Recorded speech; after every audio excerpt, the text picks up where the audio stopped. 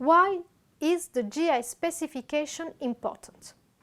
It is firstly a passport of the GI product, is the DNA of the GI product. It will be a common and shared definition of the GI product among the producers, and it will provide objective and impartial information on the GI product. In this slide, we have the main content of the GI specification. It means the name of the GI, the type, category of the product for which the name is protected, the applicant, the protection in the country of origin if necessary, the description of the product, the definition of the geographical area, the description of the production methods, traceability and evidence of the origin, the link between the product and the geographical area, specific rules concerning the labeling of the product, and information concerning the control body and the control processes. Part 1. The name of the GI. This name refers to a geographical name. It means country, region, district, city, whatever. The name refers to a common designation used in the trade or in the common language. It means that this name has a reputation. No new denomination is allowed because if it is a new denomination, it will be concerned as a trademark. And concerning the existence of previous trademark, if the GI is liable to mislead the consumer, there is no GI registration possible. And there is also a possible coexistence between the GIs and the trademarks.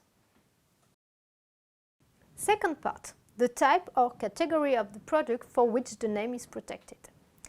In this part, it refers to the type or the family of the product. It can be a legal definition of the category at domestic level or at regional level as the EU has defined. The example of EU category we have in this slide, example the class 1.2 or the products of Annex 1 of the treaty like spices, for instance. Part 3. The applicant. In this part, you need to give some information about the applicant. The GI applicant is normally the GI group of producers or any competent legal person defined in the national regulation. There are different kinds of requirements depending on the legal framework. You can give the address of the applicant and name of the responsible person.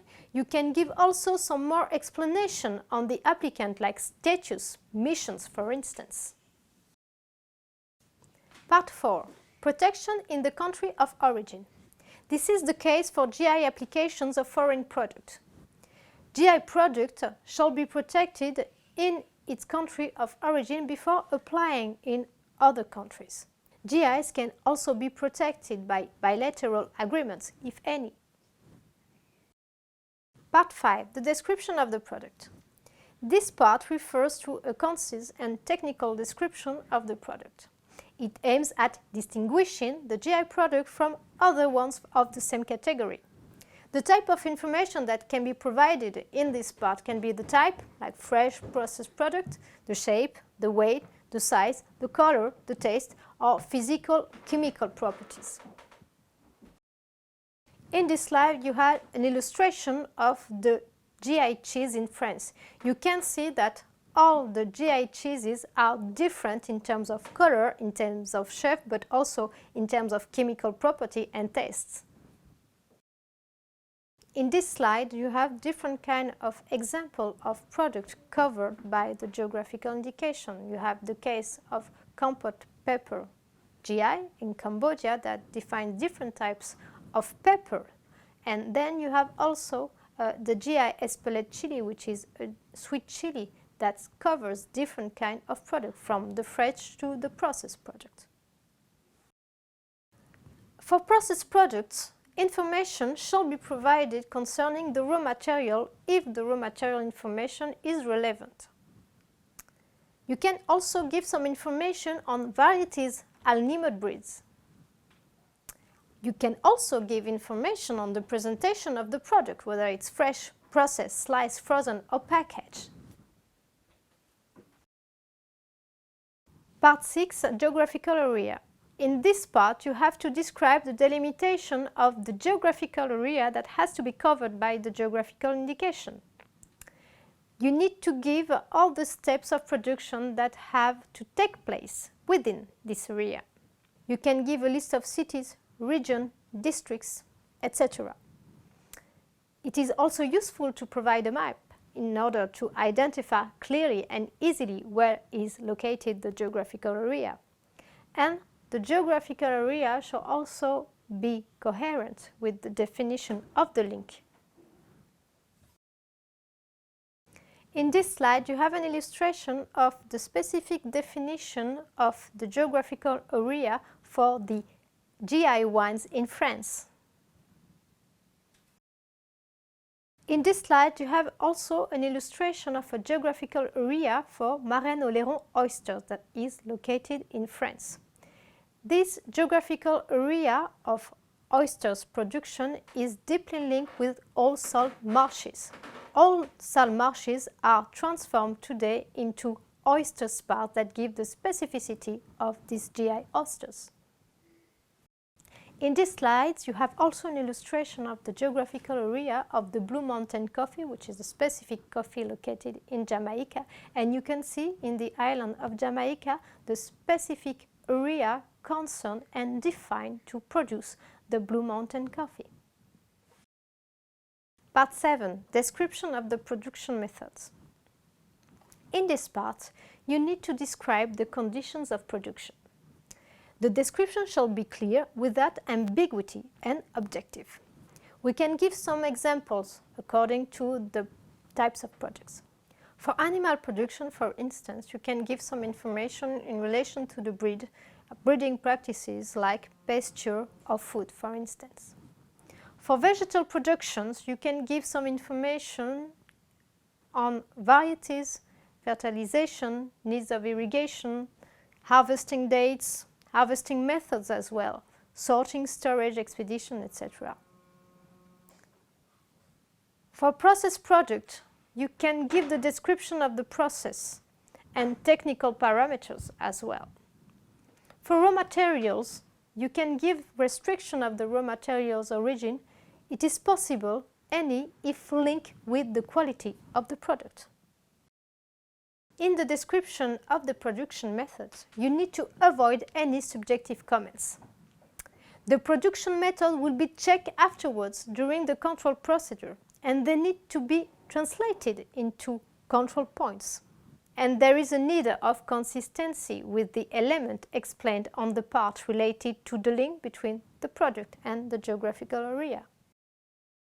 In the product specification, you need to think that the condition of production shall be checked afterwards by the control body. So you need to avoid subjective elements, regulatory elements, minor elements with no added value, uncontrollable elements. So you need to think about your product specification and your condition of production to be credible, but as well economically viable, because the cost of the control shall not be too important for the producers.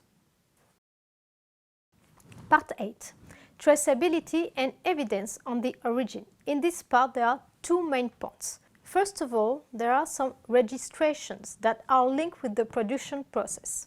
It means all the traceability elements and all the elements that give the evidence that the product complies with the specification and the alleged origin. There are also some reporting obligations.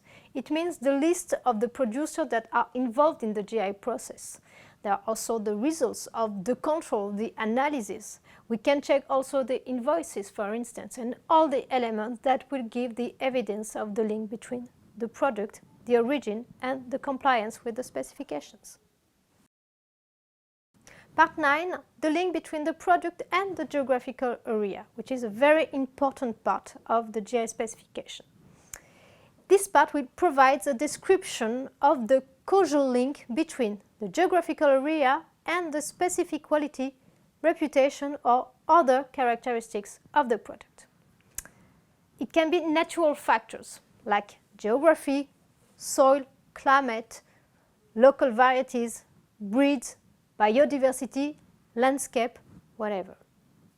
They can be also human factors like know-how, tradition, common practices. You can have also other elements like the reputation of the product. And all these elements shall give specificity to the product compared to other products from the same family or the same category in other geographical areas. Concerning the presentation of this part, which is very important, we will provide you with a proposal. First of all, we will explain the specificity of the geographical area. Secondly, we will present the specificity of the product.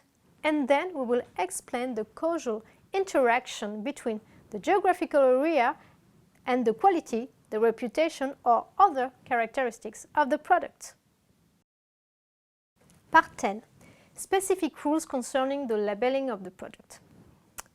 In this part, we can provide some rules in relation to the use of the GI in the labeling of the product. We can integrate some rules concerning the use of the GI logo and the GI name.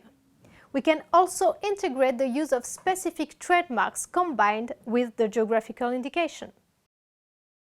In this slide, you can see an illustration of the geographical indication Kampot pepper from Cambodia and its geographical trademark, which is combined with the geographical indication. This trademark is included in the specification of the geographical indication, and the use of the trademark is compulsory for the GI producers. In this case, you have an illustration of the Trinidad Montserrat Hills Cocoa trademark that is used with the GI products as well. Part 11. Control body or control authority responsible for checking the compliance of product specification. In this part, you can give the name of the controlling authority. And for the case of certification body, you have to give the reference to the accreditation number of the certification body.